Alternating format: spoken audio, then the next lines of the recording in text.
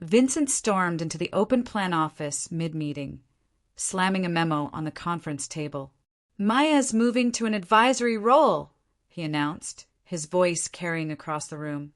That smirk I'd grown to hate spread across his face. Effective immediately. My team froze. Coffee cups paused halfway to lips. Keyboards went silent. My jaw tightened. What about my project? The words came out smaller than I intended. Vincent waved his hand dismissively, like I was a minor inconvenience. "The algorithm development will be reassigned to the new technical lead. You'll transition your work over the next week." My heart raced. My hands gripped the edge of the table. I'd built this company's entire future. The AI algorithm that powered our flagship product? Mine. The code that investors threw millions at? I wrote it, and he was handing it to someone else like it was his to give. The room felt airless. My colleagues avoided my eyes, uncomfortable witnesses to my professional execution. I forced myself to breathe slowly, to stay composed, because Vincent had made one critical mistake. He thought he could erase me. He had no idea what he was playing with. My name is Maya Torres. I'm 31 years old. I have a master's degree in computer science and 6 years of experience in artificial intelligence development. More importantly, I'm the inventor of the neural learning algorithm that drives every product this company sells. I joined TechCore Solutions 4 years ago as a senior engineer. Within 18 months, I developed an AI system that could predict user behavior with unprecedented accuracy. The company built its entire business model around my work. Vincent Blake became director of engineering 2 years ago. He was brought in from a competitor, sold to the board as a visionary leader who could scale innovation.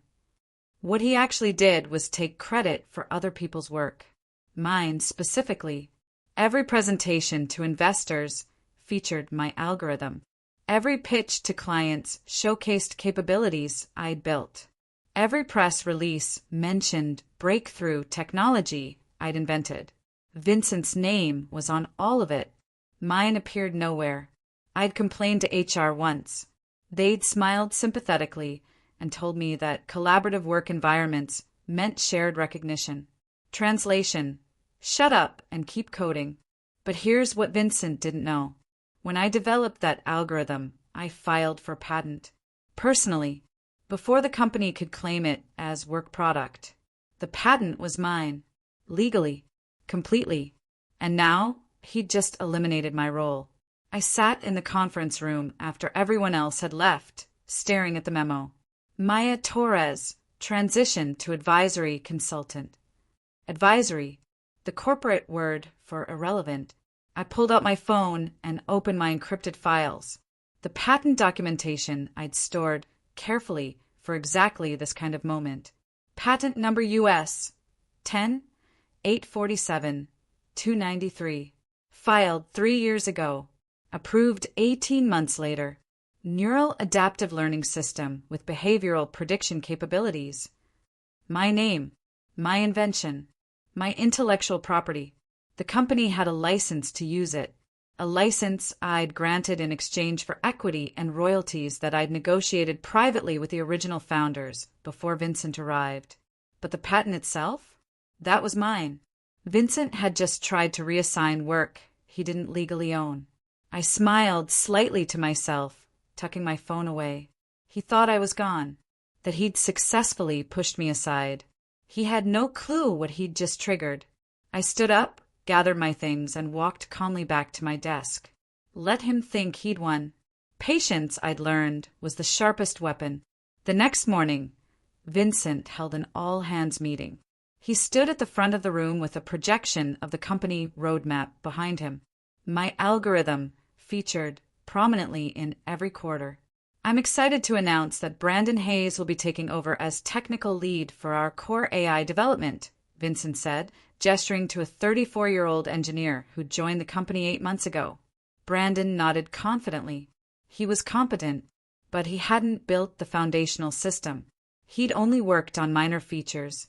Maya has done excellent work establishing our initial framework, Vincent continued, his tone patronizing. Now we're ready to scale under more experienced leadership. More experienced. Brandon had less experience than I did in every measurable way. I forced a polite smile, kept my expression neutral. Inside, my mind was cataloging every word, every misrepresentation, every piece of evidence I'd need later. Vincent outlined an aggressive expansion timeline, new features, new markets, new partnerships, all dependent on my algorithm, the one he thought he now controlled.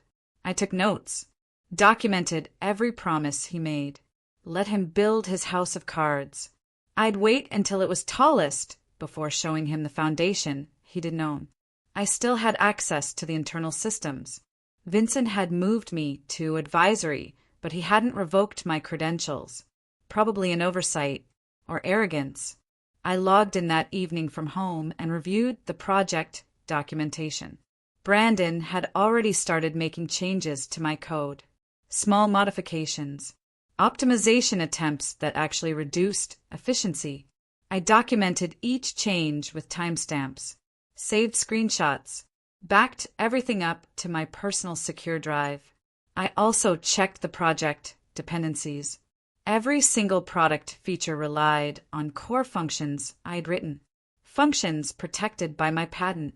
Vincent's expansion plan required extensive use of those protected methods, new applications, new implementations, new markets, all technically unauthorized use of my intellectual property.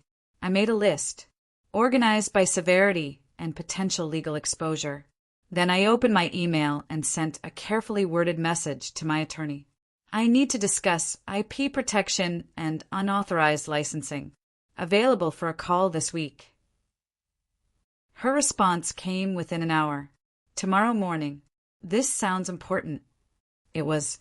Vincent scheduled a call with major investors for Friday.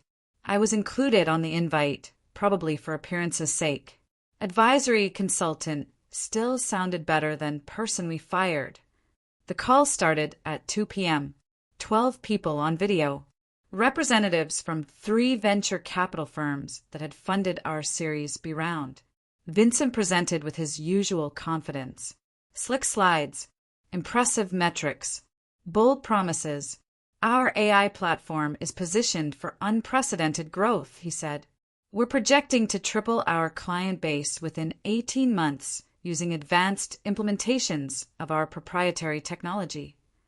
Proprietary. That word made my jaw clench. He outlined specific use cases, healthcare applications, financial services, retail optimization. Every single application relied on core algorithm functions I'd invented. I stayed on mute, taking meticulous notes.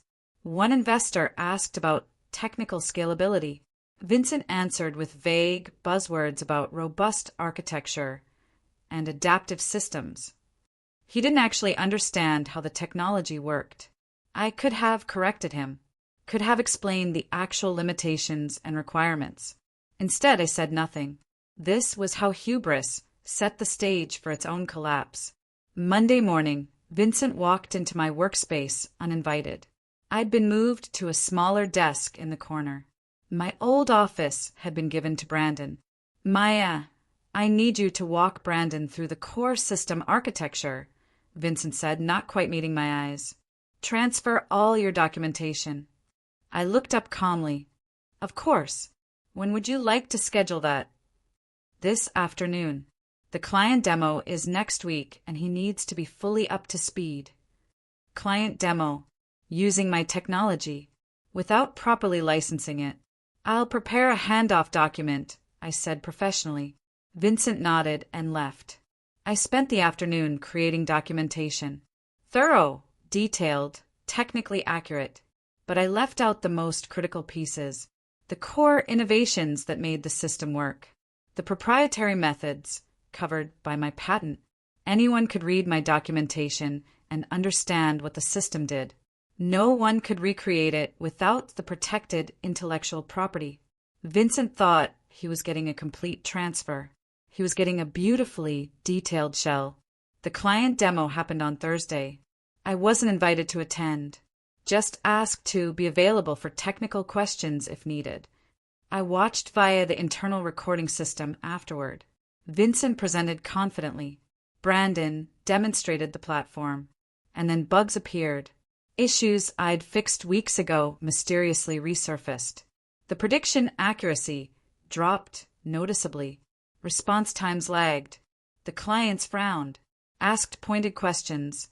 Brandon stumbled through answers, clearly not understanding the underlying systems well enough to troubleshoot in real time. Vincent stepped in with smooth corporate speak. We're implementing some optimizations. These minor issues will be resolved in the next update. Minor issues. The system was degrading because Brandon had modified core functions without understanding their dependencies. I saved a copy of the demo recording. Evidence of declining performance under new leadership. This was getting very interesting. I sent a private email to my attorney that evening. The subject line read, IP violation documentation. Urgent review needed. I attached everything. The patent documentation. The company's licensing agreement. Screenshots of unauthorized implementations. Vincent's expansion plans that exceeded licensed use. My attorney, Sophia Martinez, called me within 2 hours. Maya, this is significant, she said. They're clearly exceeding the scope of the license you granted. And based on these expansion plans, they're about to massively scale unauthorized use of your patent. What are my options? I asked. Several. We can send a cease and desist. We can demand renegotiation of the licensing terms. Or we can let them proceed and sue for damages later. I thought about it. What's the most strategic approach? Let them dig deeper, she said. Document everything. Wait until they've committed significant resources to plans they can't legally execute. Then we have maximum leverage. How long should I wait? Until they need something only you can authorize. Then you have all the power. I smiled. That shouldn't take long. We scheduled a follow-up meeting for the following week. They were about to learn why patience is terrifying. My former team started noticing problems. I heard it in the break room, in the bathroom, in hushed conversations that stopped when Vincent walked by. The algorithm isn't performing like it used to. Did you see the client demo? That was rough. I don't understand why Maya was moved. She built this entire system. Brandon was struggling. He was smart, but he didn't have the foundational knowledge to maintain the complex architecture I'd created. Vincent brushed off concerns in team meetings. These are normal growing pains. We're optimizing for scale, but the team knew better. I didn't say anything, didn't offer to help, didn't volunteer solutions. I just watched quietly as doubts accumulated. Let them start questioning his judgment themselves. I encouraged the questioning subtly. A raised eyebrow here, a carefully worded observation there. That's an interesting approach Brandon's taking, different from the original design parameters. Just enough to plant seeds of doubt without revealing my hand. 2 weeks after my role was eliminated, Vincent signed off on a major expansion plan. I saw the announcement in the internal newsletter. TechCore Solutions announces $15 million expansion into healthcare AI. The entire initiative was built on my algorithm, specifically applications that required advanced implementations of the neural learning system, advanced implementations that went far beyond the basic license I'd granted the company. Vincent had signed contracts with 3 healthcare partners, promised specific capabilities, committed to delivery timelines, all without legal authorization to use the core technology at that scale. I saved copies of every announcement, every contract summary, every commitment. My attorney and I reviewed them in detail. He's violating the licensing agreement in at least 4 distinct ways, Sophia said. And he's created contractual obligations the company can't legally fulfill without your explicit authorization. How much exposure are we talking about? Millions in potential damages if those contracts fall through, plus reputational harm that could tank their next funding round. I thought about the team members who'd supported me, the good people who'd get hurt if the company collapsed. I don't want to destroy the company, I said. Just remove Vincent and protect my rights. Then we need to time this perfectly, Sophia replied. I was required to attend a board meeting as part of my advisory role. Vincent presented the expansion plan in detail. Projections, revenue forecasts, market analysis. The board members nodded approvingly. This positions us for Series C funding, the lead investor said. Exactly the growth trajectory we need. Vincent beamed. We're confident in our technical capabilities and execution timeline. Technical capabilities he didn't actually possess. I sat quietly in the back, taking notes. Vincent misrepresented deliverables. Promised timelines the team couldn't possibly meet without my active involvement. The board members asked questions. Vincent answered with confident bullshit. One board member, Helena Foster, looked skeptical. She'd been in tech long enough to recognize empty promises. What's our risk mitigation if the core algorithm doesn't scale as projected? She asked. Vincent didn't hesitate. The algorithm is robust and well documented. We have full technical ownership and control. Full technical ownership. My pen pressed hard against the paper. Helena's eyes flicked to me briefly. She knew I'd built the system, but she said nothing. One more mistake, and the walls would close in on Vincent. After the board meeting, Vincent cornered me in the hallway. You were quiet in there, he said. Not quite accusatory, but probing. I'm in an advisory role, I replied neutrally. I was advising through observation. He studied me for a moment. Brandon mentioned you've been distant, not as helpful with the knowledge transfer as we'd hoped. I provided comprehensive documentation, I said calmly. Everything he needs is written down. Is it though? Vincent's tone shifted slightly. Because we're having some performance issues. Software systems are complex, I said. Perhaps Brandon needs more time to familiarize himself with the architecture. Vincent's jaw tightened. We don't have more time. The healthcare launch is in 6 weeks. Then you should probably make sure you have the right technical resources, I suggested. His eyes narrowed. What's that supposed to mean? Just that complex systems require specialized knowledge. I'm sure Brandon will figure it out. I walked away before he could respond. But I'd planted the seed. The tiny suggestion that maybe, just maybe, he'd made a mistake. I kept meticulous documentation of everything. Every code change Brandon made. Every bug that emerged. Every performance degradation. Every client complaint. Every missed deadline. Every technical debt accumulation. I organized it chronologically in a secure, encrypted file. My attorney reviewed it weekly, adding legal annotations about licensing violations and contractual exposure. This is building into a significant case, Sophia said during one of our calls. If this goes to litigation, you'd have overwhelming evidence. I don't want litigation, I said. I want resolution.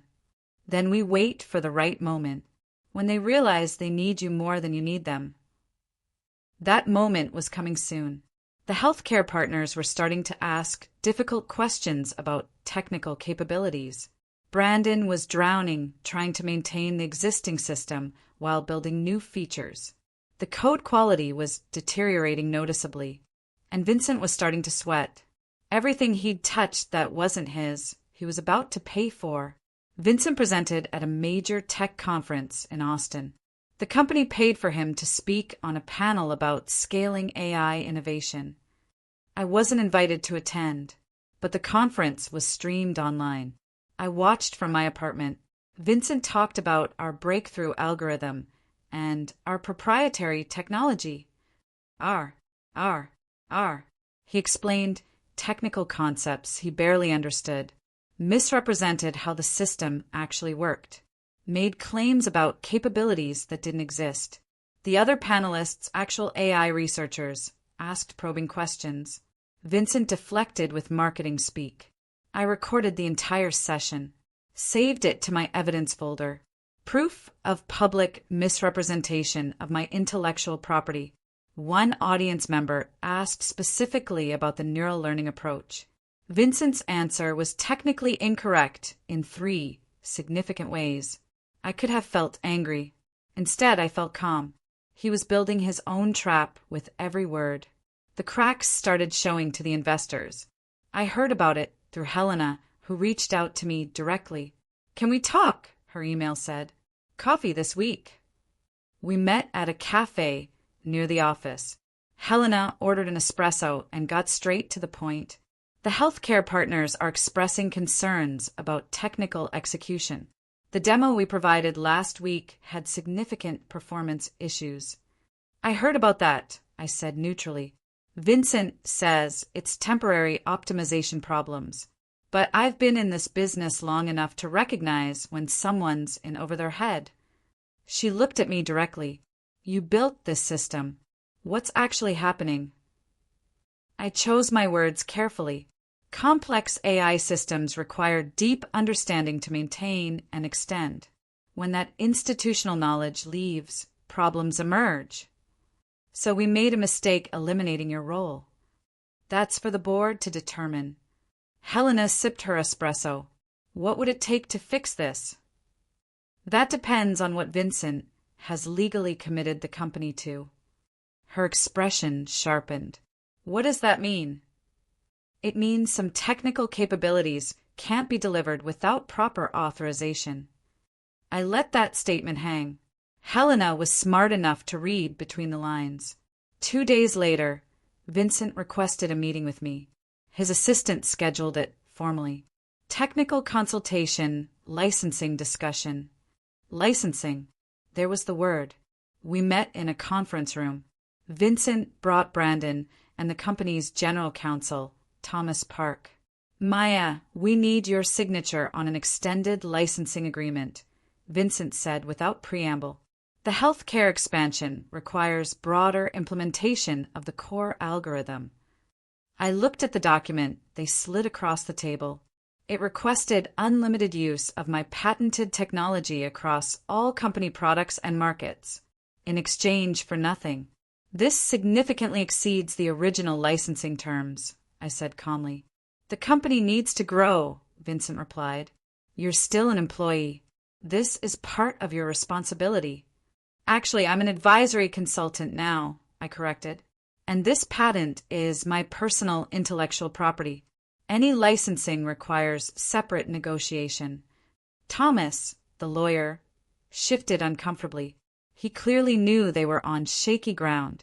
"We can't proceed with the healthcare launch without this authorization," Vincent said, his voice tight. "Then perhaps we should discuss appropriate terms." "What terms?" he demanded. I smiled slightly. "Let me consult with my attorney, and I'll send a proposal." Sophia sent the letter 3 days later. Formal legal notice to TechCore Solutions regarding unauthorized use of patent US 10-847-293. The letter detailed every violation, every unauthorized implementation, every expansion beyond licensed scope. It demanded immediate cessation of all unlicensed use and renegotiation of licensing terms. The letter copied the board of directors and the company's investors. Vincent's response came within hours. An emergency meeting was called. All hands on deck. I arrived calmly, my documentation organized in a leather folder. The conference room was tense. Board members, investors, legal counsel, Vincent looking panicked. Helena chaired the meeting. "Maya, can you explain this situation?" I presented the facts methodically. The patent I'd filed before the company could claim work product. The limited license I'd originally granted. The extensive unauthorized uses Vincent had implemented. Every healthcare application requires technology covered by my patent, I explained. The company doesn't have rights to implement those features without my authorization. Thomas reviewed the patent documentation with growing alarm. This is accurate. We're significantly exposed. Vincent tried to argue. Maya was an employee when she developed this. It should be company property. The patent was filed before my employment contract was finalized, I said calmly. I retained ownership deliberately. The original founders agreed to licensing terms that Vincent has now violated. The room went quiet. Helena looked at Vincent. Did you know about this patent situation before eliminating Maya's role? Vincent stammered. I assumed the technology was company property. You assumed, Helena repeated, without verifying legal ownership. We need to move forward, Vincent insisted. We have contractual obligations to the healthcare partners. Contractual obligations we can't legally fulfill, Thomas interjected. Maya's right. We're in violation of the licensing agreement. Helena turned to me. What are you proposing? A thorough review of current operations, I said. Immediate halt to unauthorized implementations, and renegotiation of licensing terms that reflect the actual value and scope of use. And if we agree to those terms, Helena asked, then I'll authorize the necessary uses to fulfill existing contracts. I paused, but we also need to discuss leadership. The technical mismanagement that led to this situation represents a significant governance failure. Vincent's face flushed red. This is blackmail. No, I said calmly. This is protecting my intellectual property rights. Something you should have verified before building the company's entire expansion plan on technology you didn't own. The board members exchanged looks. Helena called for a recess to discuss privately. The board reconvened an hour later. Helena spoke. The board has reviewed the situation. Vincent, we need you to explain how this oversight occurred. Vincent tried to deflect. Blamed HR for not flagging the patent. Blamed the previous leadership for the licensing arrangement. Blamed me for not being transparent about ownership. He blamed everyone except himself. The board members weren't impressed. You've committed the company to millions in contracts we can't legally fulfill, one investor said. That's not an oversight. That's incompetence. Vincent tried to recover, promised to fix everything, swore he could salvage the situation, but his credibility was shattered. Thomas outlined the legal exposure, potential damages, contract violations, regulatory risks in the healthcare sector. It was extensive. Finally, Helena addressed the room. We need to stabilize operations immediately. Maya, would you be willing to resume operational control of the core technology development? Under what terms? I asked. Full technical authority, appropriate title and compensation, and proper recognition of your intellectual property rights. I pretended to consider. I'll need that in writing. You'll have it by tomorrow. Vincent sat silently, his defeat complete. He'd forced this confrontation and lost. Vincent resigned the following week. The press release called it pursuing other opportunities. The reality was that the board had given him a choice: resign with severance or be terminated for cause. He chose resignation. His credibility in the industry was damaged. Word spread about the IP situation, about the mismanagement, about contracts signed without legal authority. He found another position eventually, but at a smaller company. Less prestige, less power. I didn't gloat. I'd never needed to. He'd built his own downfall through arrogance and incompetence. I just documented it. The board offered me the director of engineering position, full authority over technical operations, significant equity increase, and proper recognition of my contributions. I accepted. My first action was stabilizing the core technology, fixing the bugs Brandon had introduced, restoring performance to proper levels. Then I addressed the team. We're going to rebuild this properly, I told them. With transparency, with proper documentation, with respect for everyone's contributions. The relief on their faces was palpable. I renegotiated the licensing agreement with clear terms. The company could use my patented technology for its core products, but any new markets or applications required separate authorization and appropriate compensation. Fair, clear, legally sound. The healthcare partners were nervous about the disruption. I met with each one personally. Here's what we can actually deliver, I said, presenting realistic timelines and capabilities. No exaggerations, no empty promises, just solid, technical execution. They appreciated the honesty. We restructured the contracts with achievable milestones, conservative projections, sustainable growth. Within 3 months, the healthcare initiative was back on track. Performance improved. Bugs were resolved. Client satisfaction increased. Everything Vincent had promised and couldn't deliver, we accomplished through competent management. The board noticed. Investor confidence stabilized, and the company grew stronger. 6 months after taking over as director, I launched a new initiative, a side venture using my patent for applications outside TechCore's core business, educational technology, environmental monitoring, social impact projects, areas where the algorithm could do real good. I structured it carefully, separate from TechCore, no conflicts of interest, but leveraging my intellectual property in ways the main company couldn't. Top investors who respected vision over ego backed it immediately. The venture fund raised $2 million in seed funding. TechCore continued growing under my leadership. The company thrived with proper technical management, but I also had independence, control over my own creation, freedom to innovate without corporate constraints. Power, I'd learned, wasn't about titles or offices. It was about ownership, knowledge, and the patience to let incompetent people reveal themselves. A year after Vincent's resignation, I was invited to speak at the same tech conference where he'd misrepresented my work. This time I was the one on stage.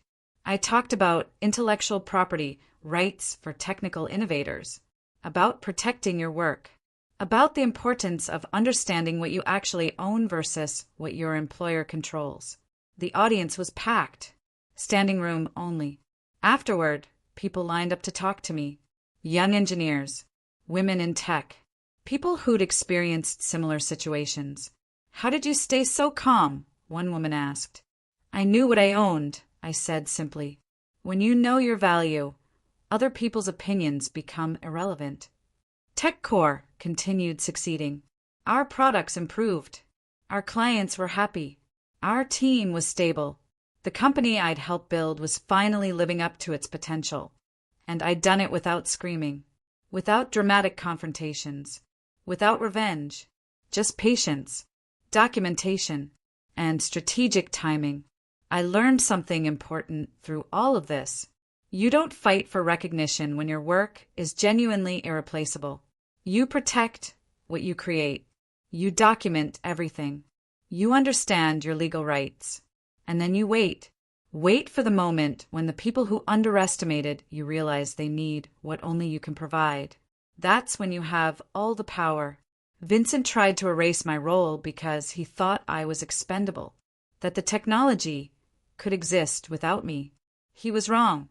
Not because I made myself indispensable through manipulation, but because I'd actually built something foundational, something protected, something mine. I didn't need revenge. I just needed to let his own arrogance expose him. Patience and strategy are stronger than rage. And those who underestimate you, let them learn the hard way. I'm Maya Torres. I don't just write code. I build systems so fundamental that removing me breaks everything. And when someone tries to take credit for my work, I don't argue. I wait until they need my signature. Then I remind them exactly who built what they're standing on.